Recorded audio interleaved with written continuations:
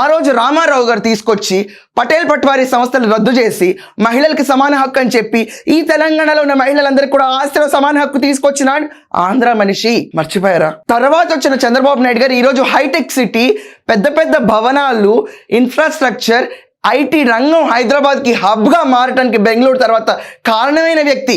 మీరు అన్నట్టు ఈ విభజించిన ఆంధ్రప్రదేశ్లో స్లోగన్ కింద తీసుకురావాలంటే ఆంధ్ర వ్యక్తి. మర్చిపోయారా? దాని తర్వాత వచ్చిన రాజశేఖర రెడ్డి గారు రైతులకి కరెంటు ఉచితంగా ఇచ్చి, తక్కువ ధరల్లో ఇచ్చి, బియ్యం తక్కువ ధరలో ఇచ్చి పెన్షన్లు పెంచిన వ్యక్తి ఎవరు? ఆంధ్ర వ్యక్తి. మర్చిపోయారా? ప్రతి ఒక్కళ్ళు మర్చిపోయే మాట్లాడుతున్నారా? తెలంగాణనే మిన్న ఆంధ్రప్రదేశ్ మిగతా ఆంధ్రప్రదేశ్ కంటే అన్న స్పీడ్లో డెవలప్ అయింది కాబట్టి హైదరాబాద్ ఈ స్థితిలో ఉంది. ఒకవేళ ఆంధ్రప్రదేశ్ విభజించబడుతుంది, ఏదో ఒక రోజు వెళ్ళిపోవాలి, తట్టా బుట్టా పుచ్చుకుని వెళ్ళిపోవాలి, బీఆర్ఎస్ అని ఒక పార్టీ వస్తుంది, ఆ పార్టీ వచ్చి ప్రతి ఒక్కరిని మీరు ఆంధ్ర వాళ్ళు, మీరు తెలంగాణ వాళ్ళు విభజించబడుతుందంటే ఎవడన్నా ఇక్కడ రూపాయి పెట్టుండేవాడా? ఈ అవమానాలు, చిత్కారాలు భరించడానికి ఎంతమంది ఇష్టపడతారు? ఈరోజు ఆలోచించండి. తెలంగాణ ఉద్యమాన్ని ఆంధ్ర పేపర్లోని ఏదైతే పేర్కొంటున్నారో మీరు, Andhra social media paper, TV channels ఏదైతే మీరు అనుకుంటున్నారో వాళ్ళు ప్రచారం చేయకపోయి ఉంటే తెలంగాణ ఉద్యమం ప్రాపర్గా కవర్ అయి ఉండేదా?